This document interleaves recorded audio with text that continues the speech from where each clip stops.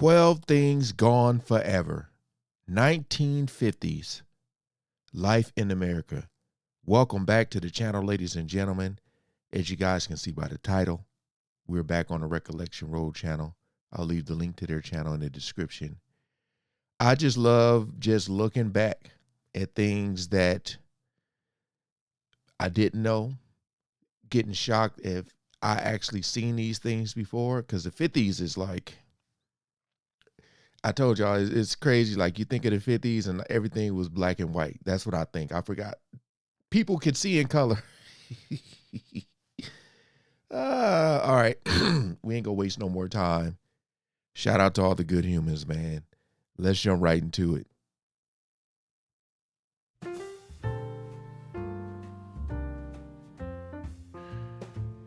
Comment below if you had it. The X-ray shoe fitting machine, or the fluoroscope, was a common fixture in American shoe stores between the 1930s and the 1950s. What? In ads, the machines were touted as a new way to check the fit of a shoe. This was thought to guarantee that the shoes would be comfortable. Children's shoes were said to last longer because the fit could be more exact. In the early 1950s, professional medical associations began to issue warnings about the dangers of the exposure. Manufacturers became increasingly worried. States began to ban them from use, and shoe store owners started to phase them out of their stores by the end of the decade. X-ray shoe. Wow. Washing machines were a luxury in homes during the 1950s, so many families still did laundry by hand, using a sink, a washboard, and a wringer to remove excess water. To dry the clothes, there was the standard outside clothesline that each garment would be pinned to, so that it could be hung out to dry before ironing. Ironing in the 1950s was essential, and most housewives would spend an entire day doing laundry, ironing, and folding clothes so that their family would have clean and fresh clothes to wear each week. I remember the washboards, but not the wringer. Many phone companies during the early 1950s still used manual telephone switchboards and a switchboard operator to connect calls by inserting a pair of phone plugs into the appropriate jacks. Each pair of plugs completed a cord circuit, and it allowed the operator to participate in the call. When a jack would light up, the switchboard operator would know that the telephone had been picked up and would ask for the name or number.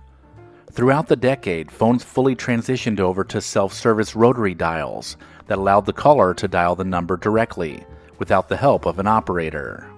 Saw that in the other video. Between the 1920s and 1950s, the twin-lens reflex camera dominated the roll film camera world, with just about every major camera maker building a version of the camera. The TLR employed two lenses, arranged one above the other. The 45-degree mirror accounted for the word reflex, and the twin lens. How heavy was that thing? Because it looked like it's heavy. Please comment below if you had one. How heavy was it? Lens arrangement was designed to give Dad a viewfinder to see the image he was about to take. These cameras were fascinating for kids. Many were even handed down, with kids remembering fondly practicing their photography skills using the camera. How many of us remember practicing cursive on the blackboard at school? Yep, saw this. The elegantly connected letters made all of us feel more grown up, and it felt like a rite of passage as we entered the third grade. The art of penmanship was a necessity, and what better way to practice than by standing at the front of the classroom, demonstrating your skills in front of everyone. As typewriters and later computers became a more efficient way to communicate, this practice of writing cursive on a blackboard seems to be a distant memory, but one that instantly takes you back to grade school in your mind.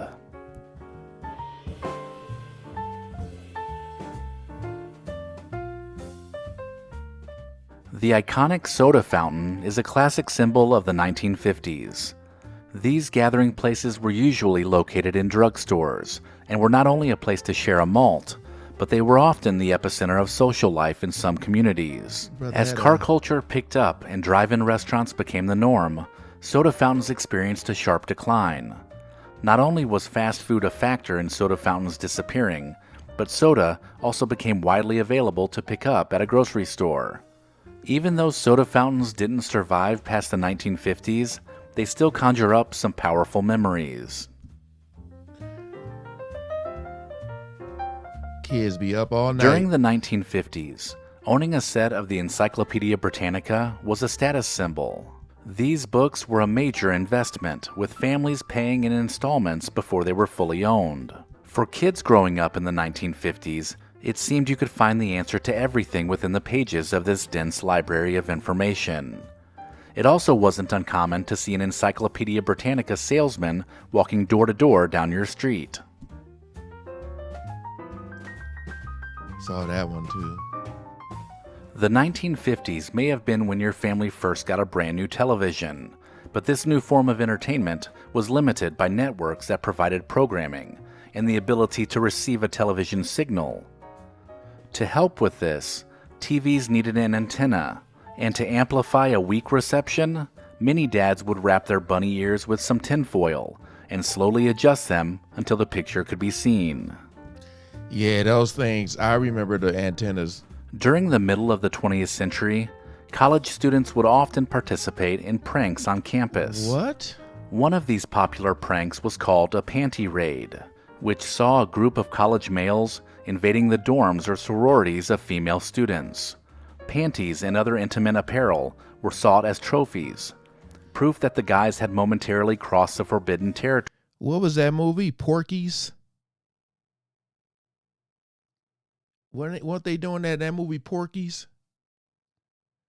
Of a co-ed's bedroom. Soon, the changing attitudes about sex and rule changes on college campuses led to the end of the panty raid as an organized activity. For young people, trying silly challenges has been around forever. Phone booth stuffing was definitely a brief fad during the late 1950s.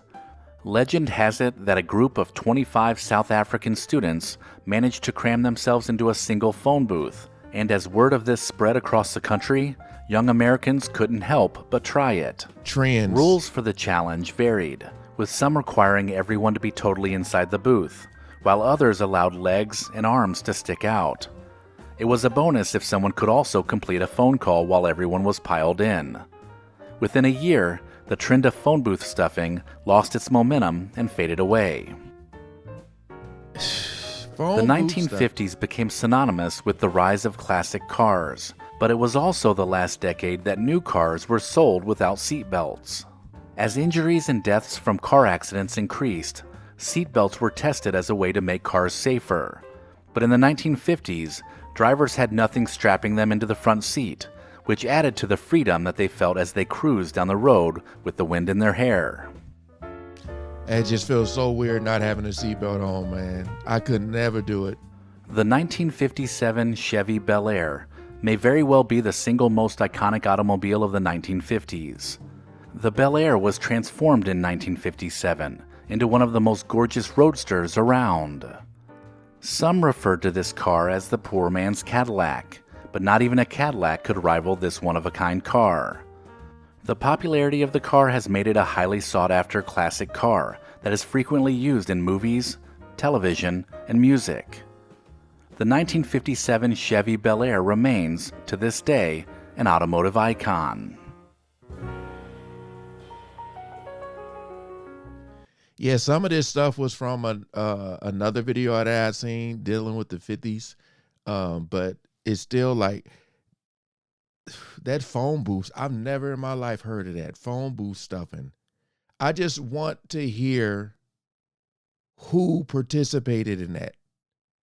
That first one with the X-ray shoot thing.